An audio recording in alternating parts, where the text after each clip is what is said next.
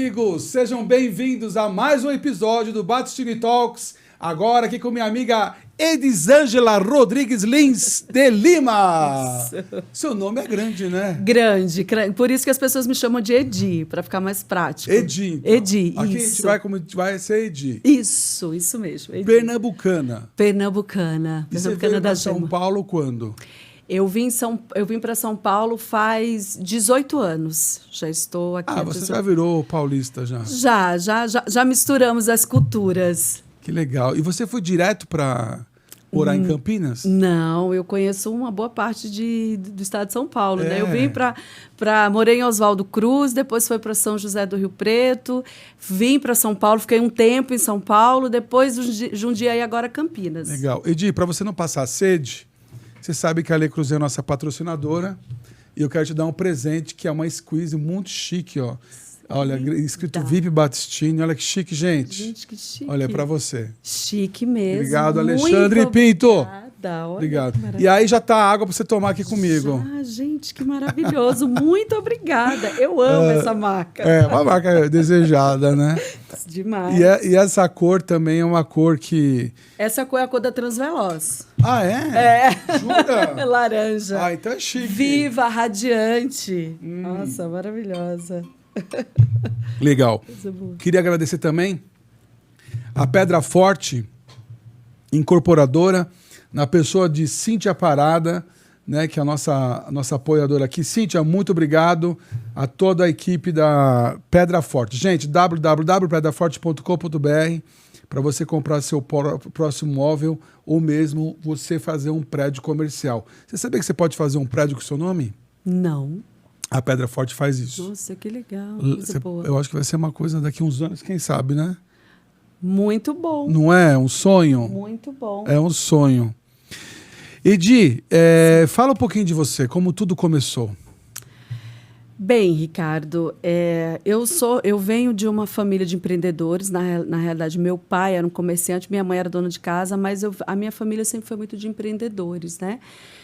Então, a gente já aprendeu a se movimentar dessa forma. Claro que eu passei pelo corporativo, a gente começa no CLT, mas o coração da gente sempre pulsa para o empreendedorismo. Então, saí de Primavera, que foi onde eu nasci, fui estudar em Recife, né, que era muito comum os pais fazerem isso, e o meu pai assim, fazia muita questão... embora eu seja a única dos meus irmãos que resolveu estudar realmente, mas o meu pai ele batia muito nessa tecla. Então, eu estudei em Recife, mas eu sempre fui muito inquieta, vi muitas possibilidades. Eu sempre estava ali fazendo o que era necessário, mas sempre com um olhar além. Eu sempre fui uma menina muito sonhadora, muito sonhadora. Eu sempre achava, eu não sabia como, mas eu sempre achei que a gente poderia viver melhor, que a gente poderia vivenciar coisas melhores e que tudo que tinha que ser melhor lá fora tinha que começar por nós. Só que eu não sabia de que forma, então eu tinha que procurar. Inquieta? Muito inquieta. Sempre fui muito inquieta. Então, assim... Você é filha única? Não, eu sou a caçula. Tem quantos irmãos? Eu tenho quatro comigo, né? Um faleceu e ficaram dois. Meu irmão mais velho faleceu, era especial. E ficou os meus dois irmãos que vivem hoje em Pernambuco, ainda vivem lá. Então, eu que fui a arredia do negócio, assim. Então, eu nunca gostei muito de ficar ali. Eu sempre olhava e falava, gente, tem algo melhor aqui, não é possível. Até hoje eu falo isso para o meu filho, né? Eu falo para ele, quando ele fala, não, mas eu me esforcei. Eu falei assim, olha, não precisa responder para mim, responde para você. Você tem certeza que você fez tudo realmente que você podia fazer? Ai, que medo. Uia. Não, mas aí ele reflete e daqui a pouco ele vem com a solução. Aí ele vem me mostrar. Eu falei assim, parabenize você por isso. Uma pergunta dessa não precisa nem bater. Não precisa. Aliás, eu acho que hoje ninguém mais apanha. Não, mas não, de jeito não. Na minha época, sim, mas hoje sim, na minha época também. Quem nunca? Não recebeu um tapinha. É isso mesmo. Mas, enfim, eu passei por vários segmentos, né? Fui trabalhar numa indústria de freezers. Então, assim, eu tive a oportunidade de empreender dentro do CNPJ, né, da empresa. Eu sempre queria fazer mais, sempre queria aprender mais, criei um bom relacionamento com os fornecedores, com os parceiros. Foi quando veio a oportunidade de montar uma fábrica de sorvete ainda em Recife. Não, né? Cara, você montar uma fábrica de sorvete em Recife, você deve ter ficado rica, né? Não fiquei, mas foi bom, foi bom. eu falo que eu aprendi muito, vim para São Paulo fazer curso, comprar máquina, né? Foi uma experiência maravilhosa. Como chamava? Era Pico Mais, que era picolé, era mais picolé, mas eu não podia colocar mais picolé, aí ficou Pico Mais. Então, assim, eu envelopei os freezers, tudo bonitinho, comprei vários carrinhos de picolé, então, assim, eu colocava nas praias. Eu fiz um trabalho muito legal, porque, assim, eu peguei um lugar muito estratégico para a fábrica, mas tinha tipo uma FEBEM, sabe? Tinha muitos meninos que eles ficavam ali, quando eles saíam, eles invadiam, né? Então, eles roubavam, pegavam coisas lá. E aí eu fiz um trabalho com essa instituição, então eu comecei a profissionalizar eles, né? Porque eu me via, eu falava assim, nossa, esses meninos às vezes precisam de uma oportunidade. Tinha uns que não adiantava, não. Tinha uns que não tinha jeito. Mas aqueles que tinham, a gente tinha que dar oportunidade. E aí eu já inseria a família, falava assim, quem vender mais picolé, o que a mãe quer? A minha mãe quer um micro-ondas, minha mãe quer uma garrafa térmica. Então, assim, a gente fez um trabalho social. Eu nem sabia que era um trabalho social, não se falava nisso, né? Eu fazia muito por instinto. Fiquei um bom tempo, ganhei dinheiro. E o meu pai, que sempre foi a minha referência de homem, né, de herói, de pessoa que fazia acontecer, ele faleceu muito cedo, aos 52 anos. Nossa! E assim, e ele cuidava, e a minha mãe era do lar, né? Minha mãe cuidava do meu irmão mais velho, que era especial. Então ele era o quê? Tinha autismo? Ele tinha hidrocefalia, tinha um pouco de autismo e ele era epilético. Nossa. Então, assim, tinha que cuidar muito dele. Então, minha mãe, assim, abriu mão da vida dela para ficar cuidando do meu irmão. Então, a gente meio que tinha que se cuidar ali, né? Para poupar um pouco a nossa mãe. E aí, eu fui cuidar da minha mãe, porque minha mãe ficou muito deprimida, meu irmão precisava de cuidados. Então, eu era a cabeça pensante. Eu era meio que a cópia do meu pai, né? Porque meu pai queria que eu fosse um homem, né? Queria que eu nascesse homem. E aí eu nasci a raspa do tacho. 7 anos depois eu vi uma menina, então ele me levava pro campo, me levava para a roça, me levava para conversar com os homens, e eu ia junto, enfim. E aí ele, de repente, aquele homem, aquela força, aquela fortaleza parou de existir. E aí eu tive que assumir. E eu tive que optar, porque eu não tinha quem deixar na minha empresa, eu não tinha quem recorrer. Então eu tive que cuidar da minha mãe, porque eu precisava, eu não queria perder a minha mãe também. Né? Então, eu acabei tendo que fechar a empresa assim, com o coração partido, dando lucro. Mas, assim, naquele momento eu precisava realmente cuidar dela. Mas, assim, eu falava, vou dar uma pausa aqui, daqui a pouco eu vou voltar. E aí, assim, tive também... Mas você tinha uma reserva para fazer isso? Tinha. Eu fiquei quase 2 anos dando todo o suporte emocional, suporte financeiro... E para mim também, porque para mim foi um baque muito grande. Eu tive que, assim... Você ficou de luto praticamente 2 anos. Exatamente. Então, foi esse dinheiro, né? Foi esse recurso. Fui estudar inglês, fui estudar espanhol, fui aprender também. Então, aproveitei essa grana para poder crescer de alguma forma, adquirir conhecimento. Porque meu pai sempre falava isso, né? Que, assim, o conhecimento a gente morre com a gente, não tem jeito.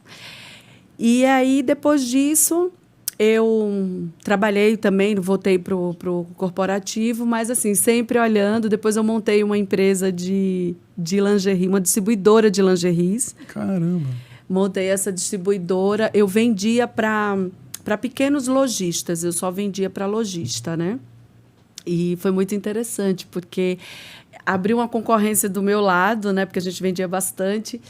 E quando eu vi aquilo ali, eu fazia umas fotos bonitas de mulheres com lingerie com sapato. E eu comecei a ver que as mulheres falavam, nossa, essa foto está tão bonita com esse sapato. Então, eu fui a primeira ali na região que colocava um monte de lingerie de um lado e sapato do outro. Porque antes só existia loja de sapato, ou loja de lingerie, ou loja de roupa.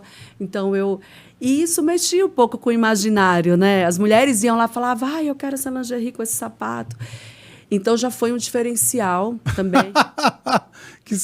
Gente, então, que diferente. Tinha que ser. Muito legal, eu tinha pensado nisso. Deu muito certo. É verdade, né? Isso mexe mesmo. Mexe, e foi muito legal. E Mas tudo por instinto, tá? Assim, eu não estudava marketing para isso. Eu acho que a minha necessidade de crescer, de fazer as coisas... E você já chegou na frente do seu marido com uma lingerie só e o sapato? Já, várias vezes. Várias vezes. Nossa Senhora, você matou ele do coração. Não, como é que eu vou vender uma coisa que eu não validei? Não tem Muito bom. Não tem como, né? Muito bom. E aí, assim, eu tive... Não vai me dizer que é vermelho. Não. Ah, tá. Vermelho não. Tem cores mais sofisticadas. Sim. Tem. Quais são as cores que você acha sofisticadas? Eu gosto... Até pode ser um vermelho, mas eu gosto, assim... Tem umas cores champanhe, tem umas cores... Tem um marinho, sabe? Tem um vinho, que eu acho mais bonito que o vermelho. É exato. Então, assim, eu gosto mais cores quentes também. Cores quentes também. Então, assim, eu fiquei esse período lá, depois a gente foi trabalhar, eu engravidei. Você marcou também depois a lingerie com sapato? Não, aí tinha que vir um filho, né? Não tem como. E, Edi, você abriu quantas lojas nessa época? Não, eu tinha uma única distribuidora, mas eu atendia várias lojas. Ah, entendi. Eu trazia das fábricas, eu tinha uma empresa em Fortaleza, não era Fortaleza, era uma cidade próxima, que era no Ceará, e eu trazia, eles exportavam, eles não trabalhavam com o mercado local. E aí eu convenci eles a fornecer só para mim. Então, eu trazia essas peças e fazia essa venda. E os calçados eram também de uma fábrica da Paraíba, que eles exportavam também, os calçados. Então, eu tinha meio que uma exclusividade, então aguçava mais, né, o desejo das pequenas, e dava oportunidade também para aquelas pequenas lojistas de cidade de interior, que elas queriam algo diferente. Então, ela sabia que lá ia ter uma coisa exclusiva. E foi muito bacana. Mas aí veio a maternidade, eu tive que cuidar de filho, então eu fui reduzindo o ritmo. Tudo aqui em São Paulo já? Tudo em Recife. Tudo em Recife. Tudo em Recife. Aí o meu marido, vamos fazer uma coisa mais amena, porque você tem que cuidar do filho e tudo. A gente trabalhou com posto de combustível. Nossa. Que foi uma loucura. Olha, você realmente é exemplar como empreendedora, hein? A gente foi. Mas assim, então a gente fez isso e também passamos por alguns desafios, porque a gente tinha que brigar com grandes, né? E aí eu ia lá no Pão de Açúcar, fazia os ticketzinhos para o pessoal ganhar o desconto, então o pessoal passava na frente. Enfim, fizemos tudo isso, depois surgiu uma oportunidade. Os usineiros da região de Pernambuco estavam investindo muito aqui em São Paulo, né, plantando cana. E a família do meu esposo sempre foi fornecedor de cana. Eles tinham mais de 30 anos no mercado. E aí ele falou assim, olha, surgiu uma oportunidade para São Paulo, você vai ter que deixar tudo aí e você vai comigo. Eu já estava arrumando tudo. Falei, vamos nessa. E aí nós viemos para São Paulo, fomos para Oswaldo Cruz, aonde começou, mas assim, eu já chegava na cidade, a cidade parecia uma cidade assim, fantasma, né? Não tinha muita coisa. E eu descobri que lá era a cidade do bitrem.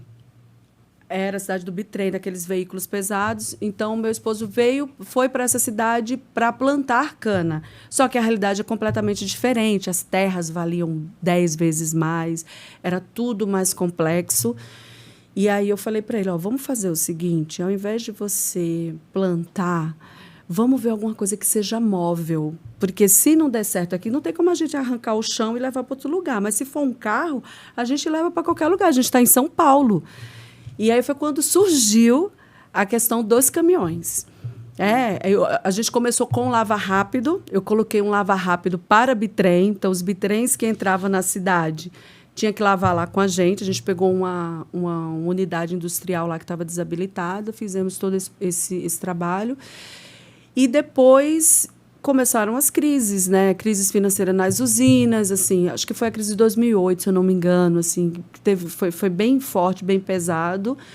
Mas eu falei assim, não, a gente está com caminhão. Agora a gente vai ter que pegar os caminhões. Lembra que eu te falei lá atrás que a gente, se desse alguma coisa, a gente ia arrumar uma outra forma? E foi bem complicado, porque na época meu marido tinha descoberto, ele já estava com enfisema pulmonar e tudo. Eu falei, não, a gente... Tinha uma frase que meu pai dizia, meu tio também falava assim, olha, quando eu sinto que eu vou morrer, eu me levanto e saio andando.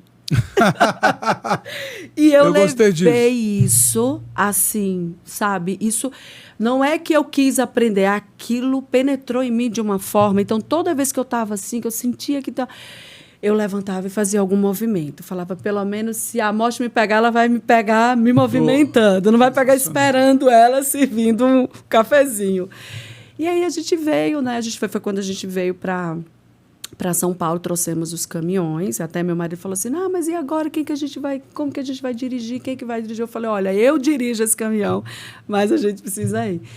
E assim... Começou com um caminhão. Com um caminhão. Aí viemos para cá, comecei a fazer... Foi aí que nasceu a Trans... Foi aí que nasceu a Transveloz. A gente já tinha aberto a transportadora lá, porque a gente transportava a cana. Né? A gente abriu lá. Só que era um segmento completamente diferente, né? Era caminhão de cana, era na roça. E aí eu falei, olha, que bom que a gente pode pegar o caminhão, a gente tira o baú, né? A gente tira a carroceria e vamos colocar um baú. São Paulo precisa da gente para transportar. E a gente veio para cá. Você sabe, quando eu estou viajando, eu tenho medo de ficar atrás de caminhão. Tem. Medo assim. Você acha que ele vai por exemplo, aquele... O pessoal fala que é por causa do filme do Pânico lá. Que tem aquele caminhão que... As toras... Você fica com a sensação. A geração dos 30 anos tem medo. Sim. Porque lembra desse filme. Mas eu procuro... Eu acho que pode causar muito acidente. Você não acha? Eu acho que assim, a gente tem que ser prudente. Infelizmente, Ricardo... eu acho que acontece muito de alguns motoristas assim não estarem... Muitos, assim, tomam algum tipo de medicamento, de arrebite para poder chegar mais rápido, sabe? Eu já vi... Seus funcionários, por exemplo, você faz Imagina, não, assim... Não. Estou falando, você chegou a... Você faz alguma... como fala? Você verifica? Como que você faz... Então, a gente tem uma assim, antes deles pegarem o caminhão, assim, eles já são muito bem, assim, a gente já sabe muito bem quem é que vai estar ali. A gente não costuma pressionar muito, né? Você tem que virar à noite, eu acho que isso já parte disso daí. Então, eles são... custo, né? O cara parar o carro para dormir. Exatamente. Então, assim, tem consciência. A gente faz a gente vai seguindo o veículo, né? Você tem um... Não, um rastreador. A gente tem um rastreador, então a gente sabe quando ele para, a gente sabe quando dá algum problema. Então a gente tem esse controle. Mas antes mesmo, eu acho que tem que ser o preventivo mesmo, porque assim, a gente sabe que o cara tem família, que tem filho, que ele quer voltar para ver a família dele, sabe? Que assim... o quanto que é importante a saúde dele, porque a gente passa os filmes do que acontece, gente, é triste. Eu já sofri um acidente de carro, eu já fiquei 1 ano e meio sem andar, e é terrível.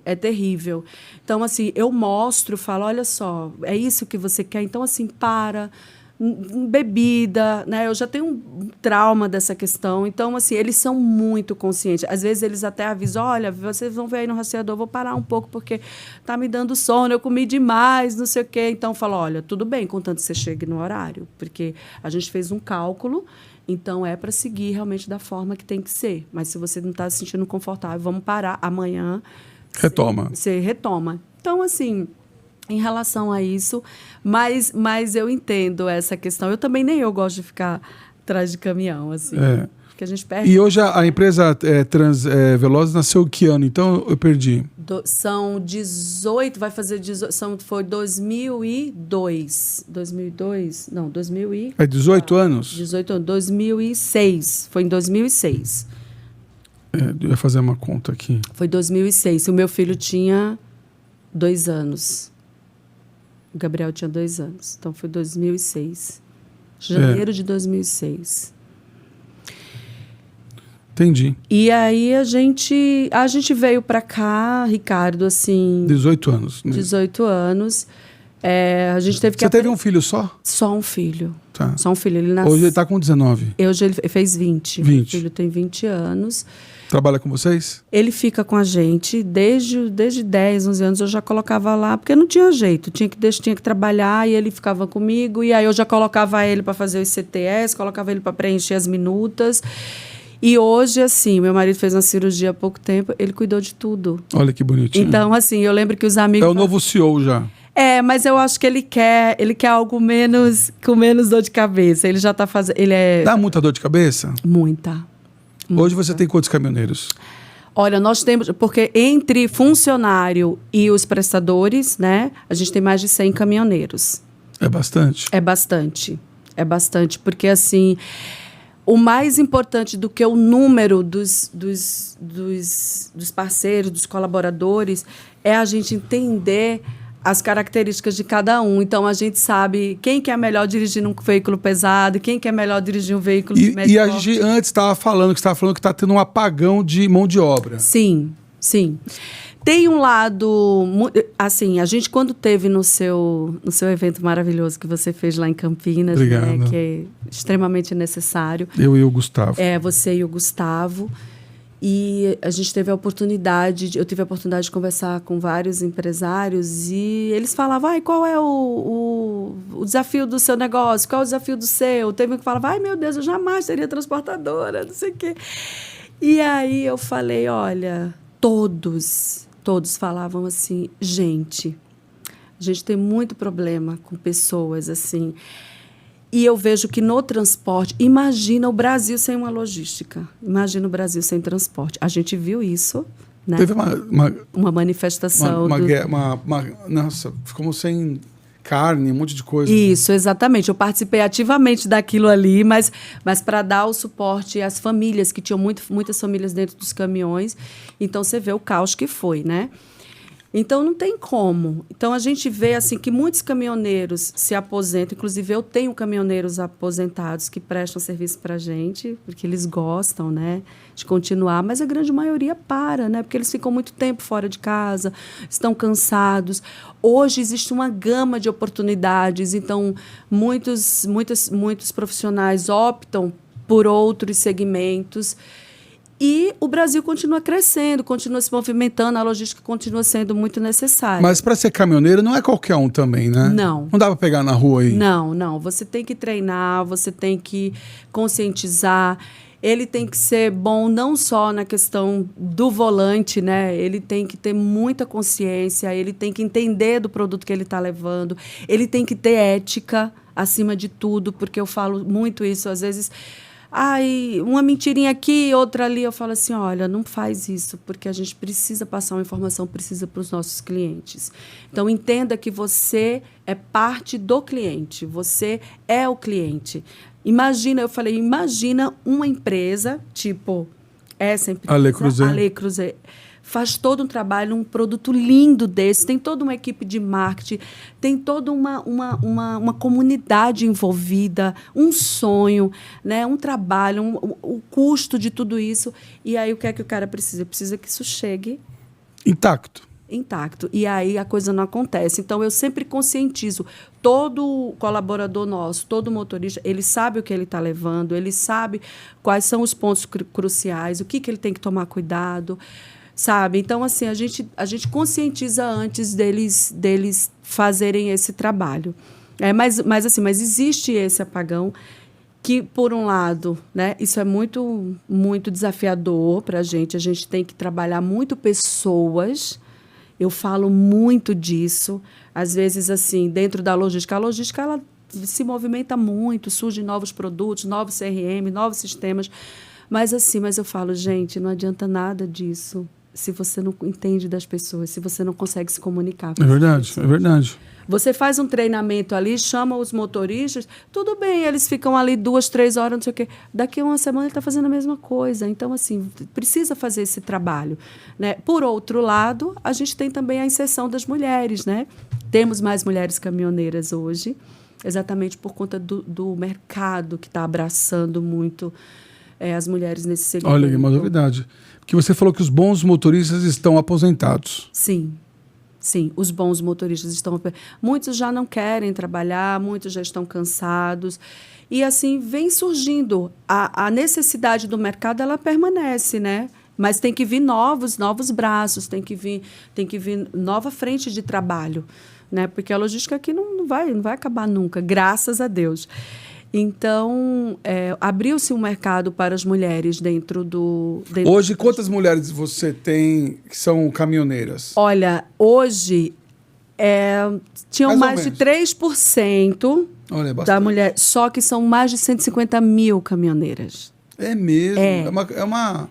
São 150 mil famílias e é muito legal, porque assim, a gente fez uma avaliação, um estudo assim, muito rápido, mas a gente viu que a maioria das famílias onde as mulheres eram caminhoneiras, a possibilidade dos filhos serem médicos, se formarem, fazerem faculdade, é muito maior. Olha. Por quê? Porque, assim, para uma mulher sair de casa, ficar na estrada, tem que valer muito a pena. Para ela deixar a família dela em casa, tem que valer muito a pena. Então, não é só, eu vou fazer porque é diferente, porque é um novo mercado, porque tem uma oportunidade aqui. Então, eu vou fazer, mas eu quero meu filho formado. Eu vou fazer, mas eu vou comprar minha casa. Então, assim, isso é muito importante. Tem um propósito muito sério. Tem um propósito muito sério. Além da pinga. Exatamente. Além da pinga, além dos prazeres momentâneos. Não, eu tô falando além da pinga porque a gente vê muito caminhoneiro parando. Isso mesmo, exatamente. Não é preconceito, tá? Não é, mas existe mesmo, existe. Tem toda essa questão também, né? Alguns homens param para, enfim, se envolver com outras mulheres que eles encontram, tá? Saudade, tô sentindo falta. Por isso também que muitas mulheres acompanham os seus maridos, que são chamadas de mulher cristal. É muito importante que a gente fale isso. Mulher cristal. Mulher cristal, que é como se denomina as mulheres que acompanham os maridos. Eu já fiz algumas entregas, eu já peguei estrada também, e eu via muitas mulheres assim acompanhando o marido, fazendo aquela comidinha, fazendo um feijãozinho, sabe? Então, isso dá um suporte a mais. Algumas empresas não aceitam, mas no nosso caso a gente aceita sim. A mulher cristal. A mulher cristal, a mulher que vai junto com o marido, porque assim ela acaba sendo. Nossa, mas que nome bonito, de onde veio isso? É porque eles falavam, na verdade surgiu já há muitos anos. Acho que era Dona Neiva, que foi a primeira caminhoneira, se eu não me engano. E assim, ela foi a caminhoneira. E tinha os homens, e já tinha muito caminhoneiro, né? E os homens deram essa designação, né? Porque falava assim, eu até falei, mas cristal, por quê? Porque são frágeis? Não, porque elas são nosso cristal, elas que brilham, elas que abrilhantam. Porque é tão pesado, né? O cenário do motorista, né? Às vezes eles chegam, pega estrada de barro, enfim, chega no cliente e aí o cliente não recebe a mercadoria ou as pessoas não recebem bem, né, esse profissional. Então, tem todo um estresse por trás disso. E eles, com a esposa deles ali do lado, até para elas orientarem, não corre muito, vamos parar aqui, eu vou fazer uma comidinha para você. Então, assim, é muito mais fluido o trabalho deles. Que legal. Assim, o trabalho delas assim, é muito crucial a participação dessas mulheres. O Edi, você tem 18 anos em empresas e você passou pela pandemia. Sim. Onde tudo parou. Ou não parou? Parou. Tudo parou. E, assim, todos nós temos uma história de pandemia para contar. Temos. Ricardo. No meu caso, eu trabalhava, nessa ocasião, nós atendíamos agências de publicidade, empresas de evento, cinema. Olha. Era o nosso nicho. Core business. Nossa, tudo parou. Parou tudo. E assim, parou tudo e o meu esposo adoeceu, né? Ficou hospitalizado, o meu filho adolescente. Então, foi um caos. Ali, literalmente, eu parei assim, falei assim, agora eu não sei. Porque quando eram situações que eu podia levantar e fazer alguma coisa, mas eu não podia nem sair de casa. Eu só saía para ver o meu marido no hospital. Depois eu voltava e eu não sabia o que fazer. Então, eu tentei falar com alguns donos de transportadoras, alguns colegas, e eles falavam assim, Edi, faz o seguinte, você está com caixa aí, segura a onda. Quando você tiver oportunidade, pega esse dinheiro e vai embora, porque a gente não sabe o que vai acontecer. Só que, assim, não era só minha família que estava em jogo. Tinha vários colaboradores, tinham outras famílias que não sabiam o que fazer, então o peso ficou muito grande, né? Eu não conseguia nem raciocinar direito. E aí, como eu sempre tenho que me manter em movimento, eu participava das lives, né? Eu entrava nas lives das mulheres empreendedoras. E eu lembro que numa dessas lives... Mas eu ia, às vezes eu nem escutava o que ela estava falando, era para não enlouquecer mesmo. Porque para onde eu olhava, eu não tinha, sabe? O meu filho já não estava legal, o meu marido não estava no hospital. Você acha que ele ficou doente por causa dessa situação? Não, ele teve uma trombose. E ele, quando ele entrou na UTI, quando ele entrou no hospital, a pandemia explodiu, então ele não conseguiu mais sair. Então, assim, foi tudo junto, né? Então, o meu faturamento caiu 95%. Caramba! Né? E o custo de uma transportadora não é pequeno. E eu não sabia realmente o que fazer. Aí eu comecei a participar dessas lives. Aí eu lembro que teve uma que foi a Tereza Cristina, na época, que ela era ministra da Agricultura. E ela falou assim, olha só, numa das frases eu não estava escutando nada, para ser bem sincera, assim, porque eu queria sair daquele cenário para poder processar o cérebro melhor, né? Porque se eu ficasse ali, eu não ia conseguir... eu não ia ter nem como reagir. Estava muito pesado, emocionalmente, financeiramente, enfim. Sem falar na energia que já estava para todo mundo, né? E aí, quando ela falou isso, acho que foi uma coisa divina, assim, sabe? Eu falei, nossa, o agro. E aí eu fui atrás, comecei a ir atrás. Falei, o que eu posso fazer? Eu vou transportar feijão, açúcar? O que eu faço? Como é? E eu falando com uma amiga minha que é da França, né? A gente se comunicava. E ela falou assim, tem um grupo de franceses que eles estão querendo se inserir no mercado, né? E aí eu entrei em contato com eles. Muitas portas não, muitas portas fechadas. Mas eu falei assim, não, o meu sim está em algum lugar, porque eu estou me movimentando. De tanto que eu abri, de tanto que eu corri, eu encontrei uma porta aberta para mim, consegui uma reunião online. E aí comecei a conversar com essas pessoas. Nossa, que sensacional. E eles falaram para mim assim, eu lembro de uma frase que foi determinante. Ele falou assim, olha, eu já vi, menina, que você tem muita vontade, você é uma pessoa muito empática, a gente sente o brilho nos seus olhos. Mas qual é o seu tamanho? O que você tem aí? Qual a sua estrutura? Sim, qual que é o seu tamanho? Aí, na hora, assim, eu falei assim, olha só. Bem olhando no olho dele, falei, vou te falar uma coisa. Eu sei que vocês são muito grandes aí, mas eu sou do tamanho que você precisa para crescer aqui. Uau! E assim, é como se eu tivesse assim, sabe, colocado ele na parede. Então ele pagou para ver. E aí falou, tá bom, vou te passar para a parte jurídica, porque a gente teve que tirar todas as licenças, eles são bem rigorosos. E eu tive que me virar nos 30, mas a gente conseguiu o contrato. Então, foi a partir daí que eu consegui salvar não só a minha empresa, salvar a minha família e salvar outras famílias também. Caramba, parabéns. Obrigada. Eu me orgulho muito disso. Essa frase valeu $1 milhão. É ou não é? Mais ou menos. Foi muito bom. Foi muito bom. E hoje, quais são os principais serviços que você oferece pela Veloz? Nós não trabalhamos com cargas perecíveis, né? Mas nós trabalhamos muito com veículos pesados, truques, carretas, a gente faz carga seca. Carga seca é tudo aquilo que não é perecível. A gente também não trabalha com produtos inflamáveis, né? Mas a gente faz esse trabalho no Brasil inteiro. Depois dessa empresa francesa aí é aquela história, né? Abrir uma porta e todo mundo quer. Então, assim, a gente já atende algumas outras empresas, mas a gente diversificou, eu aprendi. Eu falei, olha, a gente vai trabalhar alimento, a gente vai trabalhar vestuário, a gente vai trabalhar... Mas o nosso forte é o agro, né? Porque assim, o movimento é maior, a estrutura tem que ser maior também, mas a gente faz a distribuição para as empresas de marketing. Né? Eu quero fazer a distribuição de alguma ação de marketing da Lei Cruzeiro, vamos fazer... Sabe? Então, assim, eu estou sempre atenta ao mercado. Sempre atenta ao mercado. Ótimo. Qual foi o maior desafio? Bom, você já contou, né? De encontrar e administrar a empresa. Ou ainda está nesse desafio? O desafio, ele existe todos os dias, na verdade, porque assim, a gente está numa constante evolução, sim, movimentação, né? Esse foi uma coisa que, para mim, foi muito emblemático, porque mostrou para mim que realmente assim eu tinha amadurecido profissionalmente, né? Assim, é nessa hora que a gente vê, não adianta ir só fazer curso, não adianta.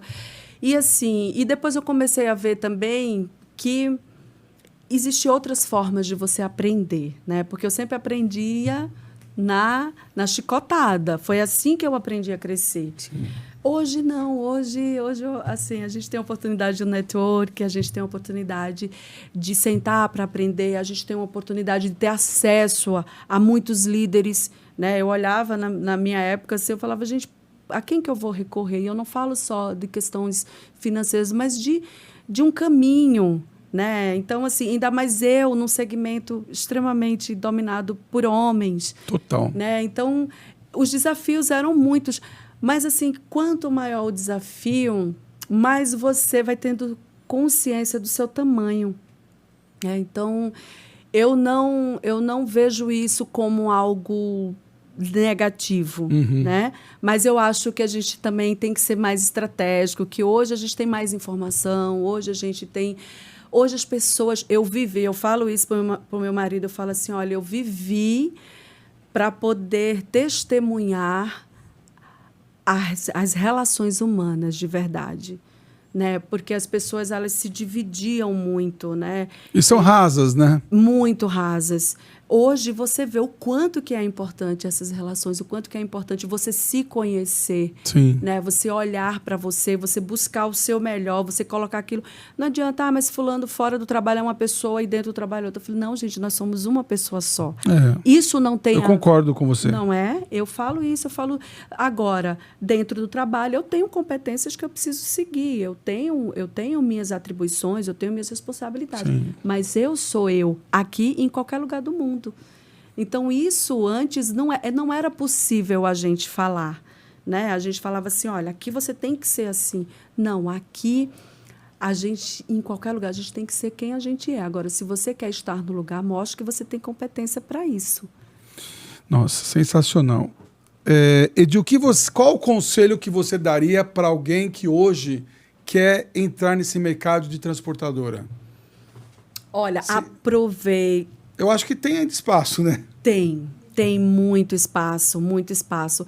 Eu estive agora há pouco numa palestra para os alunos da ETEC, da FATEC, foram 400 alunos. Que legal. E aí eu falei para eles assim, porque era um pessoal de classe média, baixa, e eles, eu quero trabalhar com transporte, eu quero ser do faturamento, eu quero ser do comercial. Aí eu falei, inclusive para as meninas, eu falei assim, olha, você pode e você deve, que foi assim como eu fiz. Eu já carreguei pallet, eu já emiti documento, eu sei como funciona o processo, desde o chão de fábrica até sentar diante de alguém importante para decidir um contrato.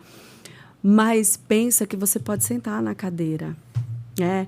E até uma menina falou para mim assim, poxa, mas eu acho que isso tudo é balela, porque se você, acho que o pessoal fala isso, né? Não é uma coisa que acontece. E aí, quando eu contei a minha história para ela, ela falou assim, nossa, eu vou fazer o técnico de logística, mas eu não quero ser do faturamento, eu quero ser uma dona de uma transportadora. Olha. Então, assim, aquilo ali para mim já foi uma coisa que me deixou feliz, de verdade, Ricardo. E, assim, uma coisa que eu falo, não só para as mulheres que querem se inserir, seja como caminhoneira, a gente já tem muita mulher na logística de uma forma geral, né? Mas, assim, as mulheres que estão na cadeira de liderança. Eu acho que, assim, sabe, uma coisa que eu penso, que eu sinto, que eu vivo e que eu falo. Nós, mulheres... As mulheres fortes, as mulheres líderes, elas são fortes e elas são líderes porque elas conseguem navegar num caminho que não foi construído para elas. E, mesmo assim, elas florescem.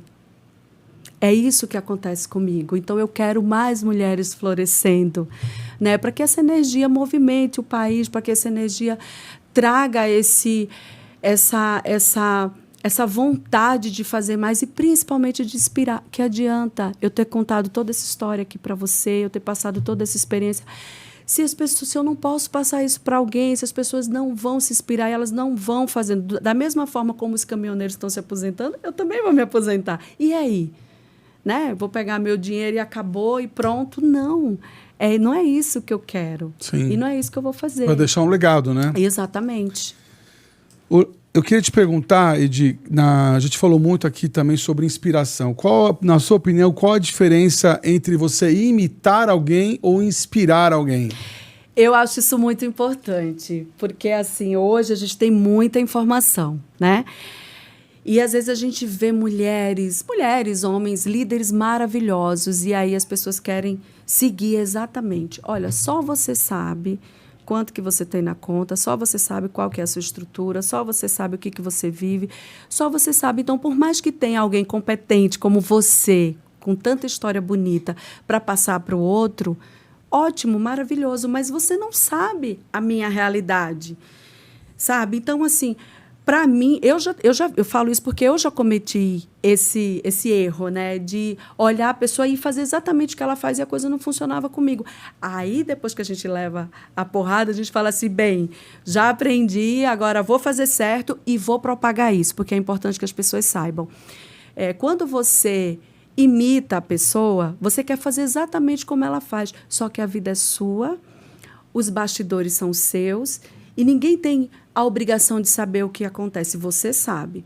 Quando você se inspira, você absorve toda aquela história, você absorve todas aquelas ferramentas, tudo que a pessoa tem de melhor que está ali disponível para você, mas você adapta isso à sua realidade e, principalmente, a quem você é. Por isso que a autenticidade, para mim, é coragem e autenticidade. Você chega em qualquer lugar, nos lugares mais inimagináveis. Então, eu acho que a grande diferença e a mensagem que eu deixo, Ricardo, de verdade é isso, porque as pessoas às vezes se perdem o fôlego. É balé lá, eu não quero. Não, essas pessoas são muito importantes, são muito necessárias. Se eu tivesse a oportunidade de olhar no olho de tanta gente aí que está falando tanta coisa, eu não teria sofrido tanto. Então, é importante. Mas é importante que você se conheça, que você saiba das suas habilidades, que você saiba da sua realidade e você traga aquela beleza do outro para fazer a sua beleza, para criar o seu império, porque é só seu. E ninguém vai poder ser você a não ser você mesmo. Não tem outra forma de fazer, né? Então, eu acredito muito nisso. Você tem que ser autêntico, você tem que entender muito do outro, você tem que entender muito do mercado, mas você tem que entender principalmente de você mesmo. Por isso que eu consegui me manter nessa cadeira de liderança até hoje. Porque eu acredito, eu passei a conhecer mais de mim, eu obtive essas informações, eu aprendi mais das pessoas, eu aprendi a lidar com o outro, aprendi a lidar comigo mesmo, e aí eu entrego o melhor de mim para o outro, para que isso se propague. Sensacional. Eu só não vou ficar de pé e te aplaudir porque nós estamos terminando o podcast. Imagina, essa oportunidade que você está me dando é fantástica. Edi, agora eu vou te fazer algumas perguntas. Tá. Eu que agradeço a sua presença de coração. Obrigada. E você vai me falar o que você pensa a respeito. Tá. O que você aprendeu dos seus pais? Eu aprendi a ser resiliente. Tá. Casamento. Casamento é uma construção, é uma cumplicidade e é uma parceria divina. Filhos. Filho, no seu caso. Filho é o meu combustível. Ó. Aliás, você escuta a Roberta Miranda? Já escutei, Roberta Miranda. Eu sou muito eclética. Eu já escutei. Porque ela é dos caminhões. Não, Sula Miranda. Sula Miranda. Sula Miranda. Nossa, viajei. Não, Roberta Miranda. Eu e meus fora. Sula Miranda é a rainha dos caminhoneiros, né? Ainda é. Mas ela investe em outras coisas também. Tá. Um lugar. Um lugar. A minha casa. Uma paixão. Uma paixão. Nossa, eu tenho tantas paixões, mas uma paixão é a minha família. Eu tenho paixão pela minha família. Um desprezo.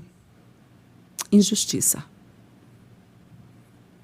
O que você não faria de novo? O que eu não faria de novo? O que eu não faria de novo? Eu não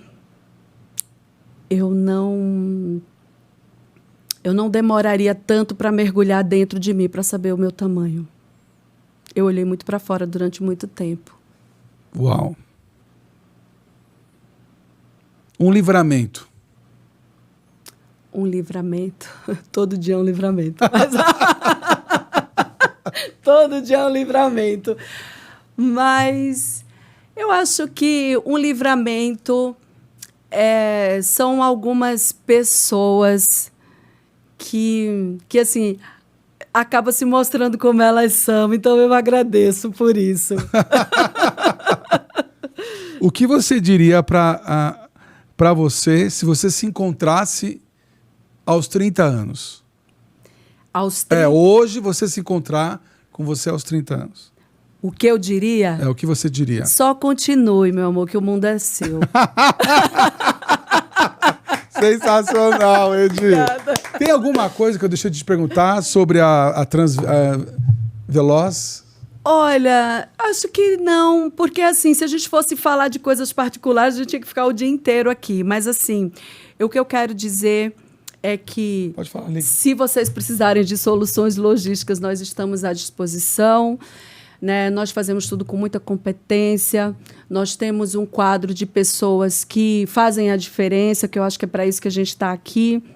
Mas mais importante do que isso, se vocês precisarem de uma amiga, eu estou aqui de braços abertos, porque meu lema sempre foi amor e muita coragem. É isso aí. Edi, muito obrigado. Valeu. Obrigada. Valeu, gente. Obrigado.